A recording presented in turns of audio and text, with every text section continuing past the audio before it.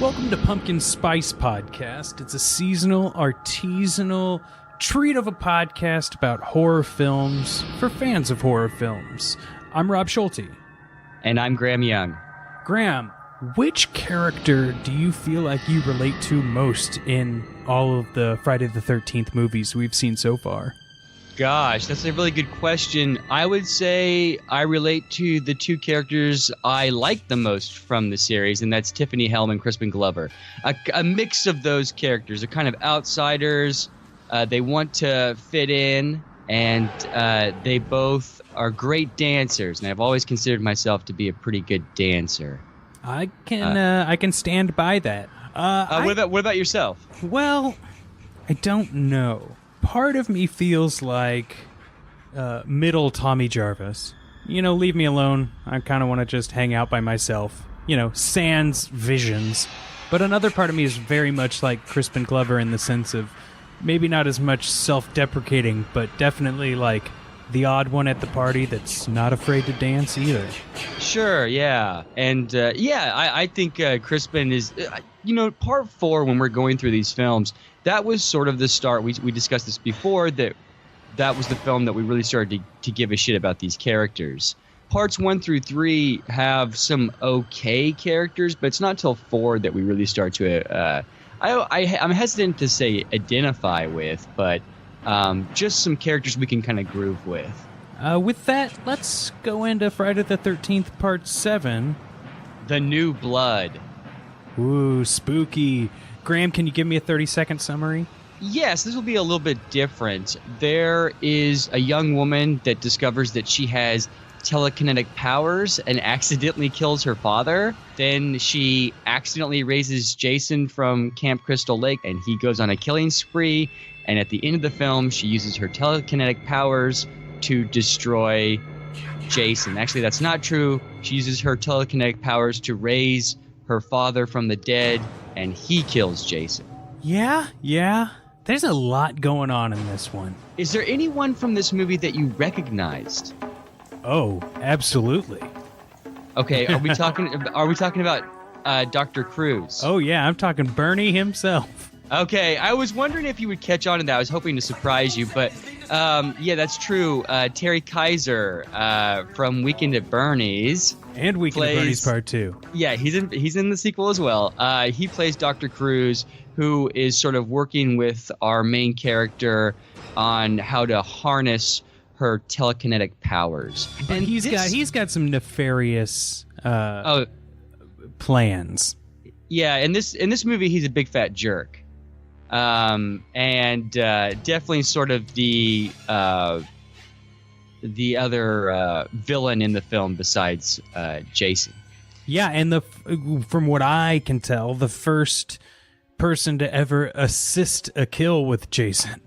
You know, I never thought about that while we were watching this movie, but yeah, Rob, you're absolutely right. I think he did sort of assist Jason in a murder. He could have just ran away, but instead he held the mom there to make sure Jason killed her so he could then run away. One thing that stood out to me at the very beginning of this one, and I don't know if you saw it or not, maybe you can let me know. We get the underwater view of Jason. You know, he's rotting away and whatnot, but he's still got clothes on. Sure. But there's a crease in his pants, as if they've been pressed. Oh, really? I did not notice that. I'd have to go back and watch that. It's like he's wearing some new clothes. Wow. I will definitely have to go back and look at that, because I did not notice that the first time upon rewatching it. So. Had to have been a request from Kane Hodder. I guess so. And speaking of which, this is the first film to feature Kane Hodder. And Rob, I wanted to get your thoughts on something. So if you talk to any Friday the 13th fan, they'll say that Kane Hodder is the true Jason, or the best actor to portray Jason, I should say.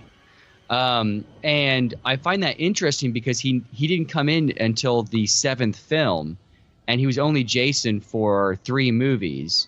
Now, that being said, he's the only actor, to the best of my knowledge, who's played Jason twice. and I do agree with fans that Kane Hodder is amazing, and he is probably the best actor to portray Jason. But I never understood the fandom because he sort of came in late, and it wasn't like Robert Englund, who had been with the series the entire franchise. This is a guy sort of coming in late. He does an incredible job, but there was I don't know if you remember the 2009 or 10 remake of Friday the 13th. There was a lot of uproar that Kane Hodder was not cast as Jason. Same with Freddy versus Jason.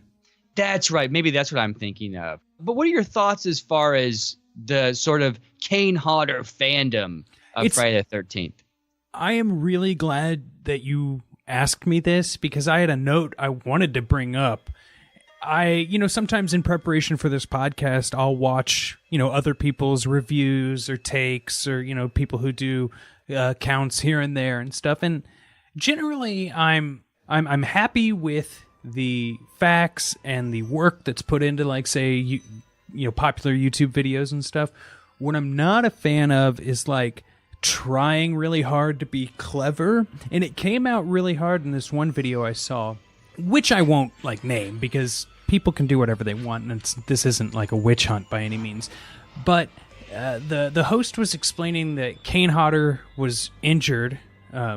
He got like third-degree burns in this film because one of the something went wrong during that scene where Jason gets lit on fire. And the comment that this host made said, "That's the Kane Hodder difference," as if he will go beyond pain or safety to make a better scene. But I don't think those things go together. I think that everything should be safe and working perfectly to get the perfect scene, because then you can shoot the scene longer and no one gets hurt. What do you think? Yeah, you're right, Rob. I've actually been fortunate enough to hang out with several stunt people. And, of course, if you ever get the chance, stunt people have the best stories. They are the coolest people on a movie set, in my opinion. I was working on a car commercial here in Austin, and I just, was stuck to the stunt people. They just, again, had the best stories. And they would brag about close calls, but you always got the idea that they took their job very seriously. It's a life and death kind of thing. I don't know what that reviewer was trying to say about Kane Hodder. I guess that he's willing to risk his life to entertain, and that's what every good stunt person does. And, of course, Kane Hodder was a stunt person before he became a stunt star? A stunt star. There you go, Rob. Well, and forgive me, I kind of want to go off on this for a second. Not like go off angrily, but I want to take a branch for a moment in the podcast because... Arrgh! What? Yeah, no, I'm just saying, you said you don't want to go off on a tangent, and I was just like, let's get angry. Oh, I see. Yeah. That was my... I don't want to go on a rant here. Yeah. But, no. What do you think about that, though, Graham? Like, a lot of people subscribe to this idea of, like, he's a badass stunt guy who will risk this injury to keep going, and then in the same breath be like, we didn't get to see the most gruesome kill here, so that really sucks. And this person's acting like a B-word, or, it's like this kind of like elevated level of, I'm using quote fingers here, but badassery. And yeah, I do think that does kind of interweave with like fans of horror films. And I don't necessarily think it has to be that way. What do you think? Yeah, to base your appreciation on the fact that Kane Hodder almost died rather than sort of focusing on his performance is kind of odd, don't you think? Yeah, absolutely. And I think, don't get me wrong. I was in junior high once. I liked edgy music and I liked making edgy jokes or whatever. And there's one point where you have to be like, yeah, this is fun, but like I recognize that this is not the way things are supposed to be. And sure, to not embrace that sort of thought process, I think shows kind of a lack of, maturity? Is that the right word, you think? That was the word I had in my head, yes. Just a question, how old was this person that was doing this review? They were probably 30 or 31, but they had a haircut of a 23-year-old. Okay, going for that thing. Okay, gotcha. Yeah. Well, speaking of Kane Hodder in this film, Rob, what did you think about like the physical look of Jason in the film? I like the idea of he's now some sort of undead creature, but I think it was a little overboard of like, here's the spinal cord and make sure that the ribs are showing here. What about you? I absolutely love it. The director of this film is a guy that I absolutely love. His name is John Carl Buechler. And Buechler started off as a special effects guy that then worked himself into the director's chair. But he wanted to show everything that Jason's been through in the last 6 films. And yeah, I'll tell you something right now, Rob. If you get a chance, you want to watch an interview with Buechler on YouTube. There's several great ones. He's just a really cool guy, and he's got a great attitude about filmmaking and just how nuts it can be, and you just got to hang in there and do your best and be creative. And he's just a really awesome guy, and a guy I would love to sit down and have a beer with. Let's see here. He started off doing like special effects for like movies like Prison by Rennie Harlan, yeah, and From Beyond, Stuart Gordon. And this is not his first film that he directed. That would be The Dungeon Master. And Rob, I don't know if you've ever seen that movie. It's also called Rage War. Have not seen it. Love the movies with 2 titles, though. Yeah, there you go. Well, it's got one of my favorite lines in film history, and I'll just say it and we'll move on. I don't want to digress into Dungeon Master, but there's a line in the film that goes a little something like this: "I reject your reality and substitute my own." Well, I'll take that into consideration. Moving on, Graham. What really jumped out at you in this one? Like, what was your takeaway? Well, I sort of admired the courage of the filmmakers not feeling like they had to explain the telekinetic powers. It's just like there. Yeah. You know?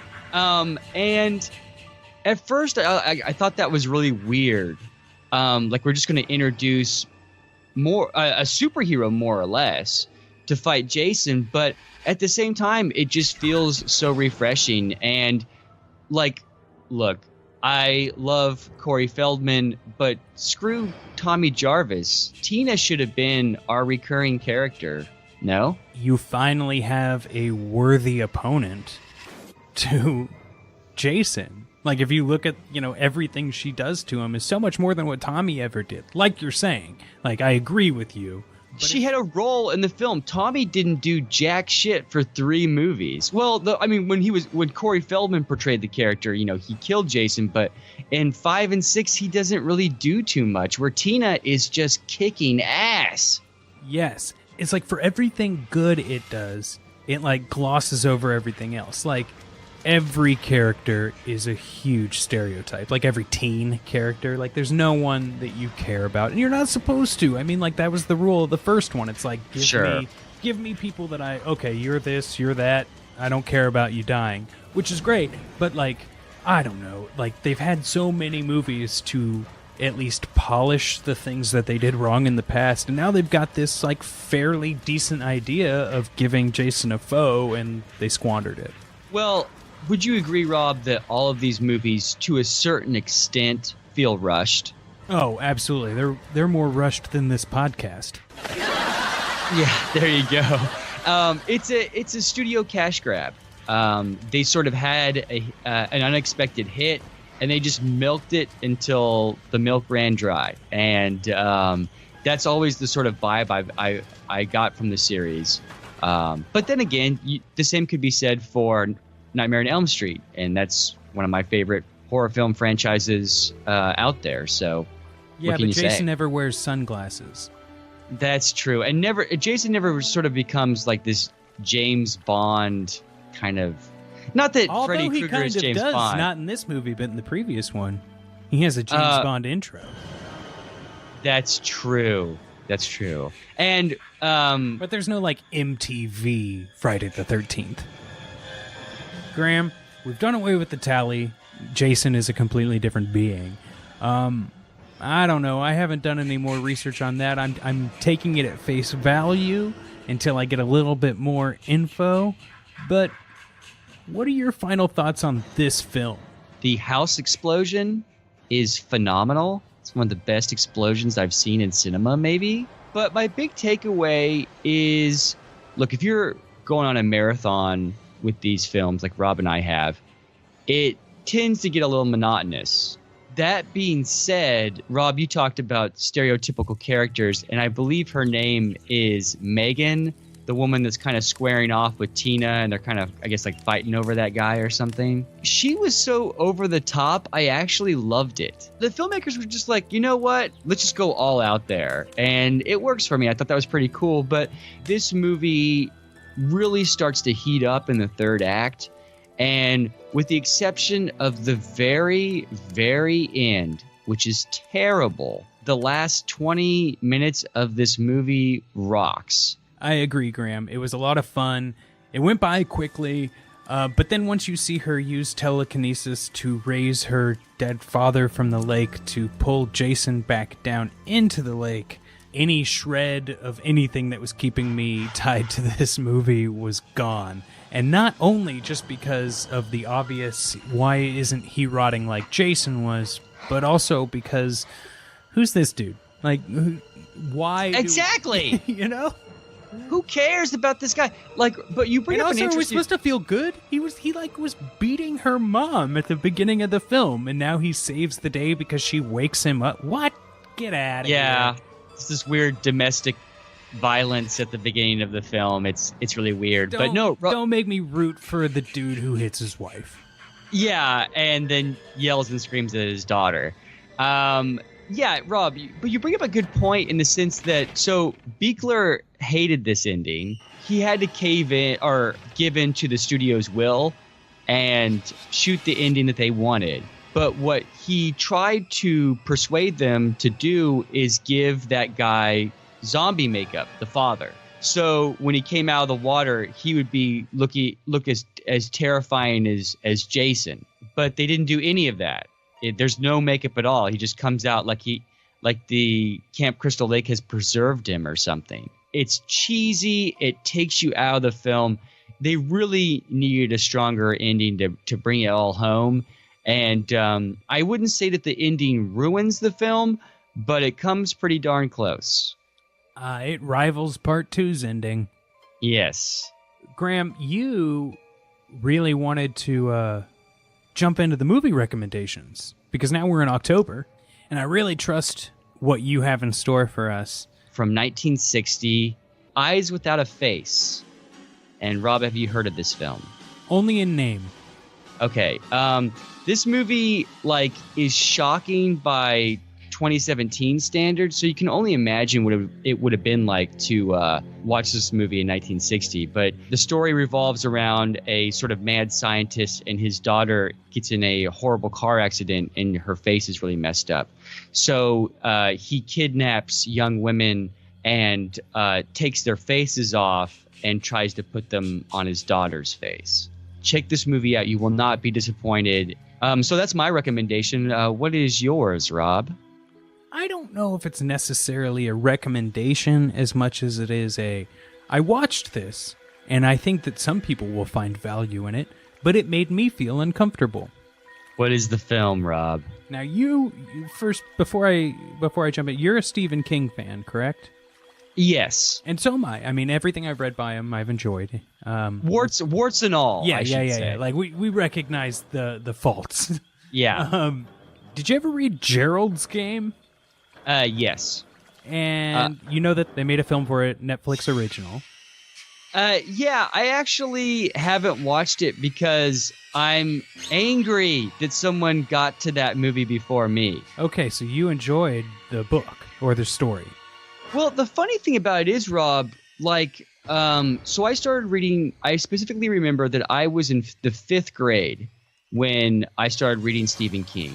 And I read Pet Sematary was my first one, and Gerald's Game, of all the books, was the second book that I read from King. In 5th grade. And in 5th grade. And it's insane. It's a really good book. How does the film compare to the book? Well, I don't know because I haven't read it. It's very graphic, which I used to be able to watch like extremely graphic stuff a lot better when I was younger. I don't know what changes as you grow old. Maybe you get more injuries. But between the graphicness and then like, I don't like, there's she was abused as a child. That's always kind of a hard story to stomach because it's just so sad. But it would seem to be done really well. Well, honestly, Rob, it's been so long since I've read the book. I've only read it once. But as a kid, I was like, no one will touch that novel. Like that's the Stephen King adaptation I can do because no one's going to want to do that. And you said this is a movie or it's a miniseries? It's a movie on Netflix. Netflix original. Okay, gotcha. So what would be your favorite Stephen King film adaptation? It wasn't it.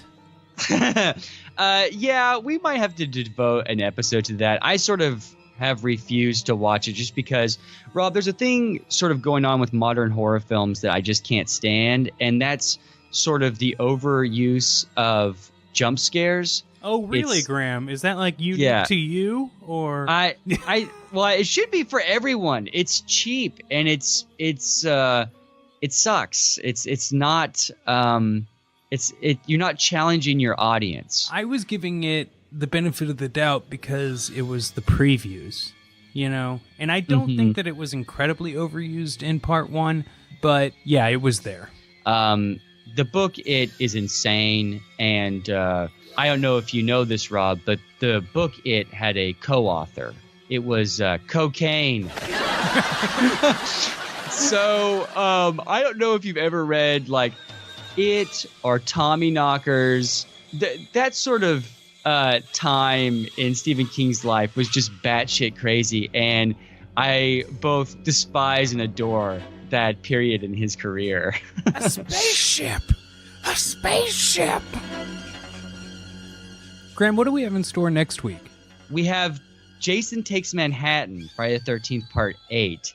And this, to me, like, there are worst films in the series, but this was the biggest letdown because I can remember seeing the trailer and was like, oh my gosh, this looks so cool. There's shots of Jason in Times Square, and he's like menacingly looking at people, and you're just like, oh man, this could be so cool.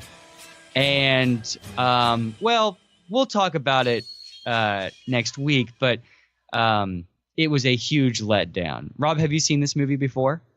I started it years ago, but for no, essentially. Okay, gotcha. Well, that says it all right there, that you started it but did not finish it. Yeah. I'm really looking forward to it, especially now that I live in New York. And with that, Graham, I think we'll leave this episode where it is, the time capsule of Friday the 13th. Part 7, The New Blood.